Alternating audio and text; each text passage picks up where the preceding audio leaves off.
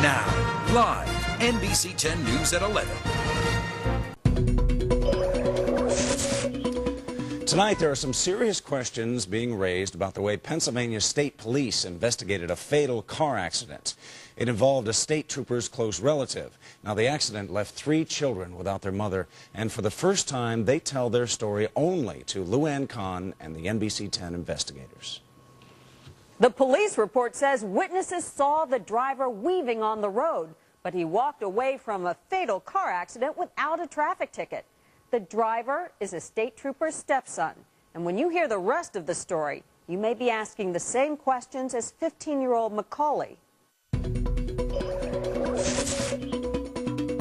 It wasn't fair that I was 12 and I had to go to sleep every night wondering where the man who killed my mother was. Their mother was a college English professor, a single parent of 3. She was charismatic, outgoing. Definitely her kids came first in her life, always.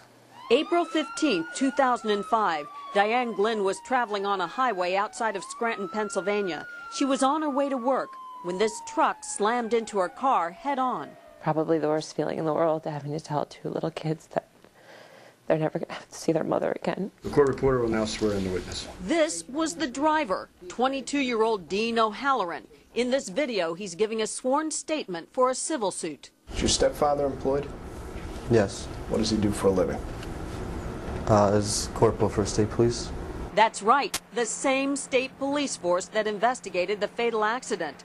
Police reports show O'Halloran was seen weaving before the accident, but police didn't take a blood alcohol test.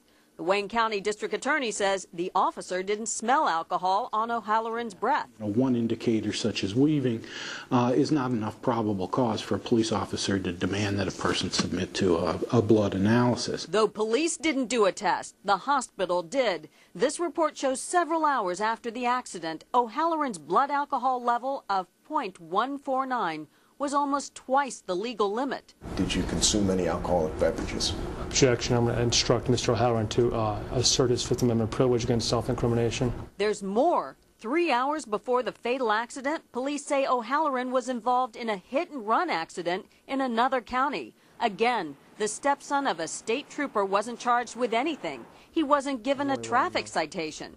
Strangely, these pictures never made the local news that day. State police didn't put out a standard press release. It just makes this look more suspicious, and it's something that needs to be looked into. Either Dean O'Halloran got some preferential treatment that day, or secondly, it was one of the most inept investigations that one could imagine. Philadelphia attorney Mark Tanner represents Diane Glynn's children. He recently settled an $11 million civil suit against O'Halloran and the company he worked for. O'Halloran wasn't at his Scranton home when we went there this week. His attorney didn't return our calls. I am never going to see my mother again. Yeah, there's no monetary value that you can place on the life of a mother.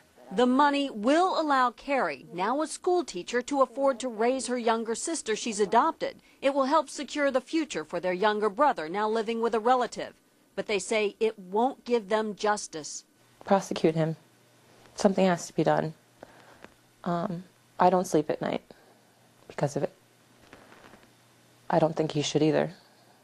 The Wayne County DA says he'll look at the new evidence the Glynn's attorney has uncovered. State police say after 3 years, the accident investigation is continuing. Internal Affairs is looking at it as well. For the investigators, Luann Kahn, NBC10 News.